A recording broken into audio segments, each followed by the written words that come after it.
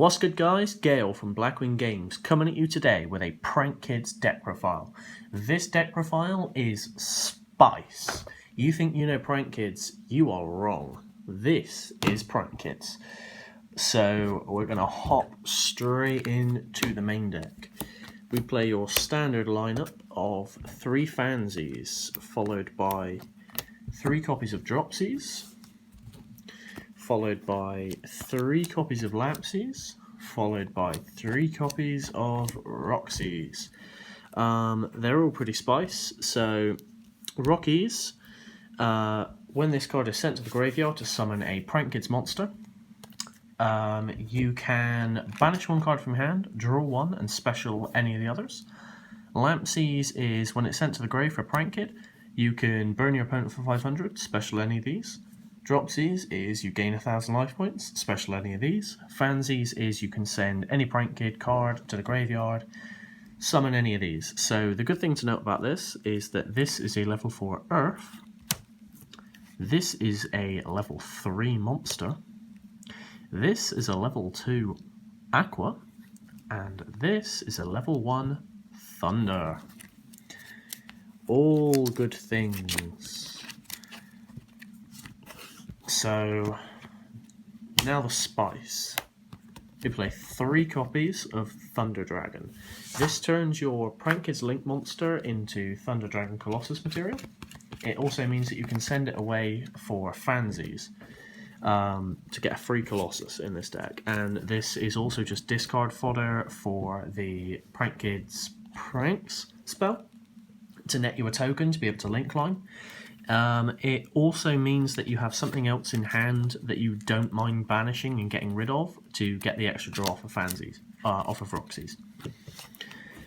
After that, we get into the real spice of this deck, which doesn't make any sense until we get into the extra deck. So we play 3 copies of Speedroid Takatomborg and 1 copy of Red-Eyed Dice. So what Takatomborg does is if you have a wind monster, which at some point throughout the combo you're going to have Fansies on the board. If you don't have Fansies, you will have the Prank Kid extra deck monster with the wind attribute. So you special summon Takatomborg, and then you tribute it off for Red-Eyed Die. And then Red-Eyed Die stays on the field as a tuner monster until you summon one of our other Prank Kids monsters. I'm going to show you guys exactly how this deck functions, but just for now, because I don't want to spoil what I summon from the extra deck, know that this summons you a level 4 Synchro monster, which is super impactful. Next is 2 copies of King of the Swamp. This just adds polymerization to get the Prank Kids cards out of our hands, get them into the grave, start using their effects, and once or twice I have discarded this for poly and just polyed for the 2 copies of Thunder Dragon in hand to get a free Colossus. Then I play the 1 Glow Up Bulb. Glow Up Bulb is super easy to get into the graveyard with this deck, and Glow Up Bulb plus Roxies is a Nat Beast. Okay, that is it for the monsters. I don't play any hand traps. Essentially, if this deck loses the die roll and is forced to go first, you do Prank Kid stuff and you try to OTK. And if you can't, you basically lose game 1. And then games 2 and 3 are yours for the picking. So for spells, it's 3 copies of Pranks. Of Place. And 3 copies of Pranks, 2 copies of Pandemonium. So Place adds any Prank Kid card or monster from our deck to our hand, so we can just get link plays going. We can get the engine going. It also makes OTKing quite easy because every time you link summon, your opponent's monsters lose 500 attack, and when you fusion summon, which happens a lot in this deck, your monsters will gain 1,000 attack. And Pandemonium is a fusion spell card for Prank Kids only. You want this to be the card that you either activate last in your turn, if you go in for an OTK, or you open a super heavy Prank Kids hand, or you want to not activate this at all during your turn and have it set for the opponent. And then pranks is our resurgence and like recovery. So this shuffles back any 3 Prank Kids cards in the graveyard into the deck and then draws 1 during the end phase. And during the main phase, you can discard any card, which is another way of getting Nat Beast out the way, or Thunder Dragons, if they're in hand, you want to just discard them, to get you a token which has the Prank Kid's name, which is fantastic. And then I play 2 copies of Instant Fusion. Most people play 3 in Prank Kids, but I have never found throughout testing, and I've done a lot of testing with this deck, that 3 is necessary. 2 has always got me there. I play 2 copies of Polymerization, because Fusion Summoning is what this deck primarily wants to be doing, but we don't want to use the pranks, we'd rather Poly than Pandemonium, because Pandemonium locks us into Prank Kids for the rest of the turn. So if you want to be able to Thunder Dragon combo, or summon Nat Beast, or the other level 4, you want Poly. Then for draw power, we play 2 Pot of Desires, because we do not care what we banish off of this. If you banish the Speedroid, you lose your level 4 Synchro access, which is fine. You still have Nat Beast / Colossus, and vice versa. The deck is just so versatile. Then I play for 1-ofs, 1 Foolish Burial to get Nat Beast in the grave, 1 Monster Reborn, because we actually don't have a way of recurring the Prank Kids Fusion monster, which is the Quick Play Regeki, and this gives us that way. And then we have 1 for 1, we play Reasoning. Most of the time, this activates, you'll send 1 card and it'll be a monster, which you can summon. But that doesn't matter because it's a free body, and this deck plays levels 1 through 5 in the main deck, so your opponent calling it, and we play an equal number of each level, so the chances of your opponent calling it right is very low.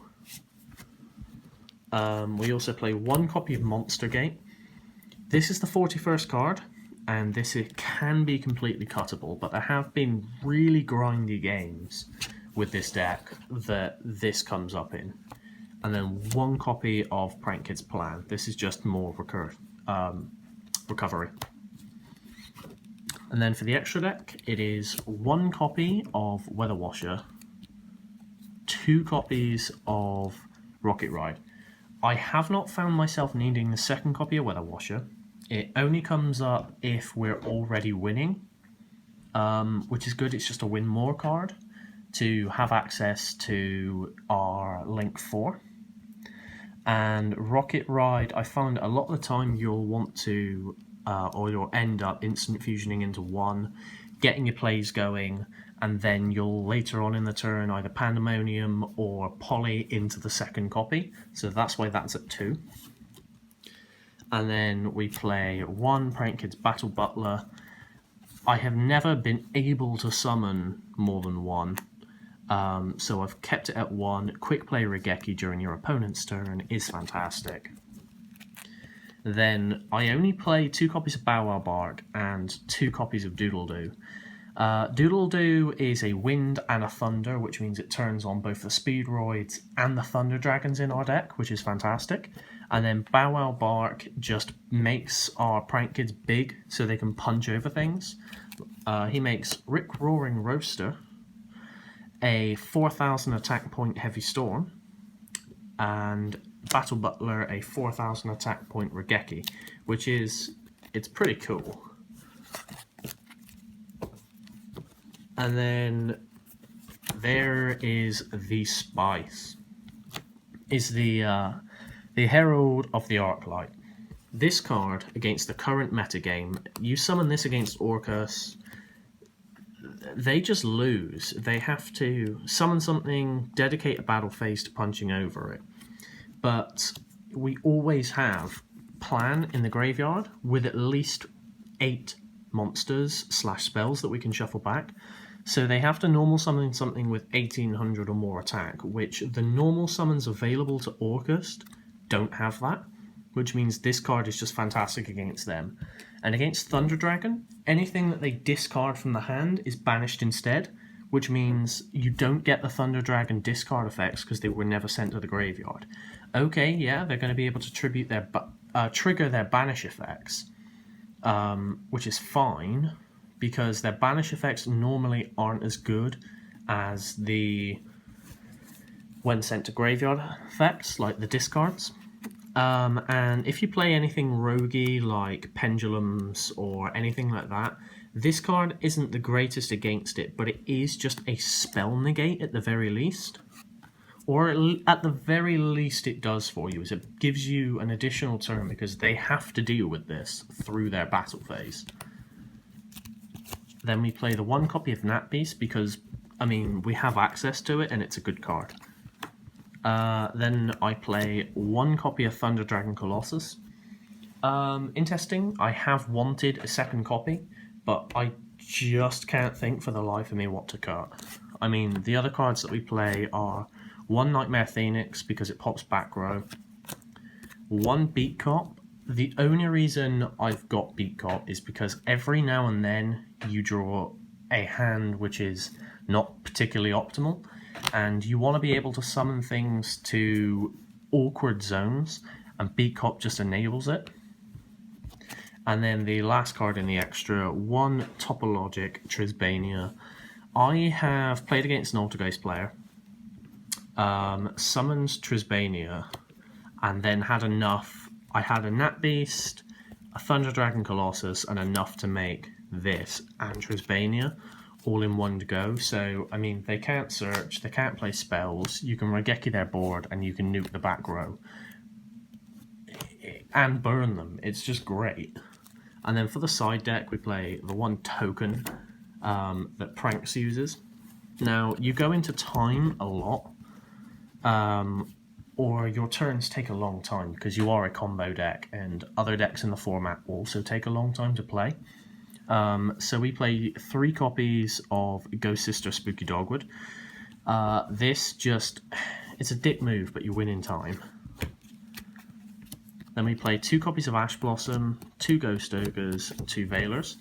So the principal theory with this deck is, going first, we have our win conditions. We can make a unbreakable board and are very difficult to combat against. So the theory was that by having the Speedroids and the Thunder Dragons in the main, when it comes to game 2, if we lose game 1, if we win game 1, which we'll be doing most of the time, our opponent is then going to make us go second. So you take out the Thunder Dragons, you take out the Speedroids, and you can side as many hand traps as you want. I'm also playing 2 copies of Lava Golem.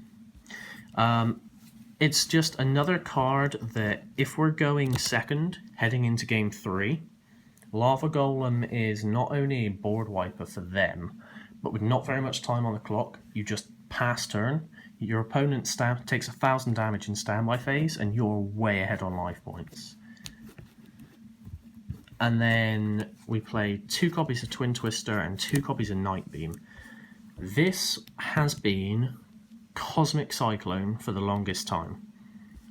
But I found that in testing, we don't particularly want to be paying life points because of how often we go into time with this deck.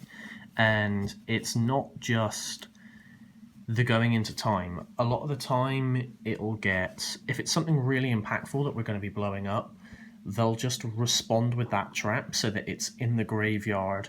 Like against Salamangrates, you activate Twin Twister to take out the Roar. They chain the Roar to negate the Cosmic Cyclone. You've paid 1,000 life points and they still have that resource next turn. Whereas with Night Beam, that resource is just gone and you haven't lost any life points. And Twin Twister is just Twin Twister.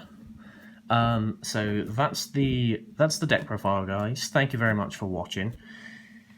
I will have combo tutorial videos and hand testing videos up soon with this deck, so stay tuned for that.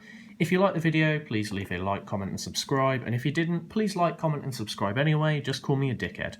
Anyway, this is Gale from Blackman Games, signing out.